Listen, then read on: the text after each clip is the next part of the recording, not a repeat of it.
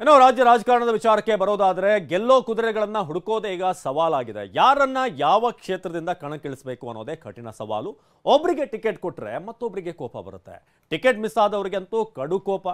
ಎಲ್ಲವನ್ನೂ ಕೂಡ ನಿಭಾಯಿಸಿ ಗಂಟೆಗಟ್ಟಲೆ ಮೀಟಿಂಗ್ ನಡೆಸಿದ್ರು ಕೂಡ ಕಾಂಗ್ರೆಸ್ ಪಾಳ್ಯದಲ್ಲಿ ಮಾತ್ರ ಕಗ್ಗಂಟು ದೂರವಾಗಿಲ್ಲ.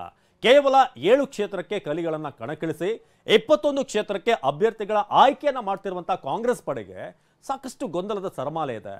ಏನು ಎಷ್ಟೇ ಪ್ರಯತ್ನ ಪಟ್ಟರೂ ಕೂಡ 18 ಕ್ಷೇತ್ರವನ್ನ ಫೈನಲ್ ಮಾಡಲಾಗಿದೆ.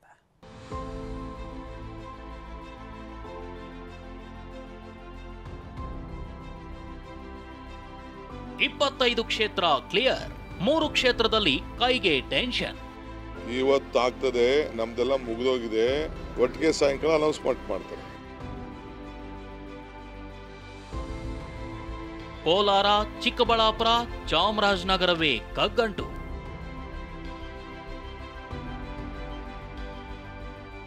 ಇಪ್ಪತ್ತೆಂಟು ಕ್ಷೇತ್ರಗಳ ಪೈಕಿ ಈಗಾಗಲೇ 7 ಕ್ಷೇತ್ರಕ್ಕೆ ಅಭ್ಯರ್ಥಿ ಘೋಷಿಸಿರೋ ಕಾಂಗ್ರೆಸ್ 17 ಕ್ಷೇತ್ರವನ್ನ ಫೈನಲ್ ಮಾಡಿದೆ.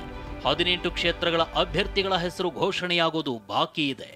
ಈ ಬಗ್ಗೆ ಪ್ರತಿಕ್ರಿಯಿಸಿರೋ ಡಿಸಿಎಂ ಡಿಕೆ ಶಿವಕುಮಾರ್, ಕರ್ನಾಟಕದ ಸೀಟ್ ಫೈನಲ್ ಆಗಿದೆ, ಬೇರೆ ರಾಜ್ಯಗಳ ಚರ್ಚೆ ನಡೀತಿದೆ, ಹೀಗಾಗಿ ಎಲ್ಲವೂ ಒಟ್ಟಿಗೆ ಘೋಷಣೆಯಾಗುತ್ತೆ ಅಂದಿದ್ದಾರೆ.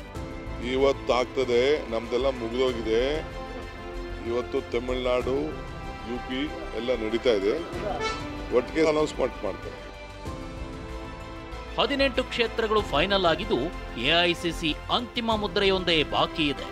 ಹಾಗಾದ್ರೆ ಯಾರ್ಯಾರಿಗೆ ಲಕ್ ಖುಲಾಯಿಸಿದೆ ಅಂತ ನೋಡೋದಾದ್ರೆ, ಚಿತ್ರದುರ್ಗದಿಂದ ಮಾಜಿ ಸಂಸದ BN ಚಂದ್ರಪ್ಪಗೆ ಕೈ ಟಿಕೆಟ್ ಫೈನಲ್ ಆಗಿದೆ ಅಂತ ಮೂಲಗಳು ತಿಳಿಸಿವೆ. ಇನ್ನು ರಾಯಚೂರಿನಿಂದ ಕುಮಾರ್ ನಾಯಕ್, ಬೆಳಗಾವಿಯಿಂದ ಸಚಿವೆ ಲಕ್ಷ್ಮಿ ಹೆಬ್ಬಾಳ್ಕರ್ ಪುತ್ರ ಮೃಣಾಲ್ ಹೆಬ್ಬಾಳ್ಕರ್ ರನ್ನ ಕಣಕ್ಕಿಳಿಸೋದು ಬಹುತೇಕ ಖಚಿತವಾಗಿದೆ. ಹಾಗೇನೆ ಚಿಕ್ಕೋಡಿಯಿಂದ ಸತೀಶ್ ಜಾರಕಿಹೊಳಿ ಪುತ್ರಿ ಪ್ರಿಯಾಂಕಾ, ಬಾಗಲಕೋಟೆಯಿಂದ ಸಚಿವ ಶಿವಾನಂದ ಪಾಟೀಲ್ ಪುತ್ರಿ ಸಂಯುಕ್ತ, ಕೊಪ್ಪಳದಿಂದ ರಾಜಶೇಖರ್ ಹಿಟ್ನಾಳ್ಗೆ ಮಣೆ ಹಾಕುವ ಸಾಧ್ಯತೆ ಇದೆ. ಇನ್ನು ಕಲಬುರಗಿಯಿಂದ ಮಲ್ಲಿಕಾರ್ಜುನ ಖರ್ಗೆ ಅಳಿಯ ರಾಧಾಕೃಷ್ಣ ದೊಡ್ಡಮನಿ, ಬೀದರ್ನಿಂದ ಸಚಿವ ಈಶ್ವರ್ ಖಂಡ್ರೆ ಪುತ್ರ ಸಾಗರ್ ಖಂಡ್ರೆ, ದಕ್ಷಿಣ ಕನ್ನಡದಿಂದ ಪದ್ಮರಾಜ್ಗೆ ಟಿಕೆಟ್ ಸಿಗುವ ಸಾಧ್ಯತೆ ಇದೆ. ಇನ್ನು ಬೆಂಗಳೂರು ದಕ್ಷಿಣ ಕ್ಷೇತ್ರದಿಂದ ಸಚಿವ ರಾಮಲಿಂಗಾರೆಡ್ಡಿ ಪುತ್ರಿ ಸೌಮ್ಯ ರೆಡ್ಡಿ, ಬೆಂಗಳೂರು ಸೆಂಟ್ರಲ್ನಿಂದ ಮನ್ಸೂರ್ ಅಲಿ ಖಾನ್, ಬೆಂಗಳೂರು ಉತ್ತರ ಕ್ಷೇತ್ರದಿಂದ ಪ್ರೊಫೆಸರ್ ರಾಜೀವ್ ಗೌಡಗೆ ಕಾಂಗ್ರೆಸ್ ಟಿಕೆಟ್ ನೀಡುವ ಸಾಧ್ಯತೆ ಇದೆ. ಇನ್ನು ಮೈಸೂರಿನಲ್ಲಿ ಬಿಜೆಪಿ ಅಭ್ಯರ್ಥಿ ಯದುವೀರ್ ವಿರುದ್ಧ ಎಂ ಲಕ್ಷ್ಮಣ್ ಹೆಸರನ್ನ ಕಾಂಗ್ರೆಸ್ ಫೈನಲ್ ಮಾಡಿದ್ದು, ಉತ್ತರ ಕನ್ನಡದಿಂದ ಅಂಜಲಿ ನಿಂಬಾಳ್ಕರ್, ಧಾರವಾಡದಿಂದ ಹೊಸ ಮುಖ ವಿನೋದ್ ಅಸೂಟಿಗೆ ಮಣೆ ಹಾಕಿದೆ ಎನ್ನಲಾಗ್ತಿದೆ. ದಾವಣಗೆರೆಯಿಂದ ಸಚಿವ ಮಲ್ಲಿಕಾರ್ಜುನ ಪತ್ನಿ ಪ್ರಭಾ, ಬಳ್ಳಾರಿಯಿಂದ ಸಂಡೂರು ತುಕಾರಾಂ, ಉಡುಪಿ ಚಿಕ್ಕಮಗಳೂರು ಕ್ಷೇತ್ರದಿಂದ ಜಯಪ್ರಕಾಶ್ ಹೆಗಡೆಗೆ ಬಹುತೇಕ ಟಿಕೆಟ್ ಫೈನಲ್ ಆಗಿದ್ದು ಅಧಿಕೃತ ಘೋಷಣೆಯೊಂದೇ ಬಾಕಿ ಇದೆ. ಇನ್ನು ಕ್ಲಿಯರ್ ಆಗಿರೋ ಕ್ಷೇತ್ರಗಳ ಅಭ್ಯರ್ಥಿಗಳು ಉಸ್ತುವಾರಿ ಸಚಿವರ ಜೊತೆ ಸಿಎಂ ಡಿಸಿಎಂ ಸಭೆ ನಡೆಸಿದ್ದಾರೆ. ಅಭ್ಯರ್ಥಿಗಳಿಗೆ ಗೆಲುವಿನ ಟಿಪ್ಸ್ ನೀಡಿದ್ದಾರೆ. ಸ್ಥಳೀಯ ನಾಯಕರು ಕಾರ್ಯಕರ್ತರನ್ನ ವಿಶ್ವಾಸಕ್ಕೆ ಪಡೆದುಕೊಳ್ಳಿ ಅಂತ ಸಲಹೆ ನೀಡಿದ್ದಾರೆ. ಆದ್ರೆ 18 ಕ್ಷೇತ್ರ ಕಗ್ಗಂಟು ಕ್ಲಿಯರ್ ಆದ್ರೂ 3 ಕ್ಷೇತ್ರ ಕಾಂಗ್ರೆಸ್ಗೆ ಬಿಸಿ ತುಪ್ಪವಾಗಿದೆ. ಕೈ ಕಗ್ಗಂಟು ನಂಬರ್ 1 ಚಾಮರಾಜನಗರ ಲೋಕಸಭಾ ಕ್ಷೇತ್ರ. ಚಾಮರಾಜನಗರದಿಂದ ಸಚಿವ HC ಮಹದೇವಪ್ಪರನ್ನೇ ಕಣಕ್ಕಿಳಿಸಲು ಸಿಎಂ ಡಿಸಿಎಂ ಭಾರಿ ಪ್ರಯತ್ನ ಮಾಡ್ತಿದ್ದಾರೆ. ಇವತ್ತು ಕೂಡ ಕಾವೇರಿ ನಿವಾಸಕ್ಕೆ ಕರೆಸಿಕೊಂಡು ಚರ್ಚೆ ನಡೆಸಿದ್ದಾರೆ. ಆದ್ರೆ ಚಾಮರಾಜನಗರದಿಂದ ಸ್ಪರ್ಧಿಸಲು ಸುತರಾಮ್ ಒಪ್ಪದ ಮಹದೇವಪ್ಪ, ನನ್ನ ಮಗ ಸುನಿಲ್ ಬೋಸ್ಗೆ ಟಿಕೆಟ್ ಕೊಡಿ ಅಂದಿದ್ದಾರೆ. ನಮಗೆ ಮುಖ್ಯ ಅಂದರೆ ಕ್ಯಾಂಡಿಡೇಟ್ ಮಾಡ್ತಾರೆ ಹೈಕಮಾಂಡು, ಗೆಲ್ಲಿಸೋದು, ಅದಕ್ಕೆ ದುಡಿಯೋದು.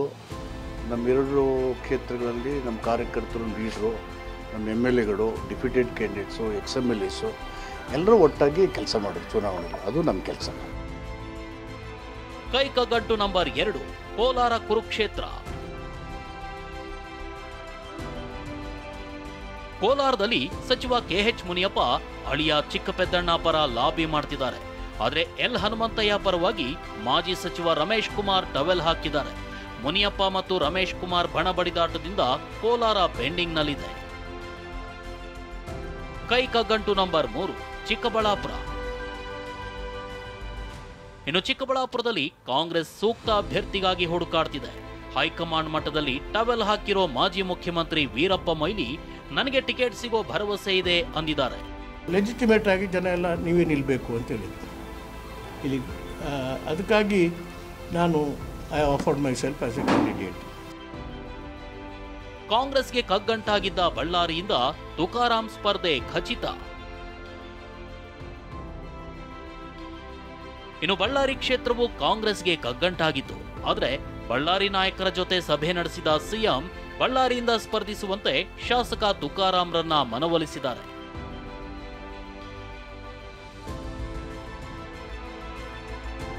ಒಂದೊಂದೇ ಕ್ಷೇತ್ರವನ್ನ ಕ್ಲಿಯರ್ ಮಾಡ್ತಿರೋ ಸಿಎಂ ಡಿಸಿಎಂ ದೋಸ್ತಿಗಳಿಗೆ ಟಕ್ಕರ್ ಕೊಡಲು ಪ್ಲಾನ್ ಮಾಡಿದ್ದಾರೆ. ಜೆಡಿಎಸ್ಗೆ ಅಸ್ತಿತ್ವವೇ ಇಲ್ಲ. ಮೈತ್ರಿಯಿಂದ ಜೆಡಿಎಸ್ ಕಾರ್ಯಕರ್ತರಿಗೆ ನೋವಾಗಿದೆ. ಮೈತ್ರಿಯಿಂದ ಗೊಂದಲ ಹೆಚ್ಚಾಗಿದೆ ಅಂತ ಪ್ರಚಾರ ಮಾಡಲು ಕಾಂಗ್ರೆಸ್ ಅಸ್ತ್ರ ಹೂಡಿದೆ. ಜೊತೆಗೆ ಅಸಮಾಧಾನಗೊಂಡ ತೆನೆ ಕಾರ್ಯಕರ್ತರನ್ನ ಸೆಳೆಯೋಕೆ ಪ್ಲಾನ್ ಮಾಡಿದೆ. Bureau report, TV9.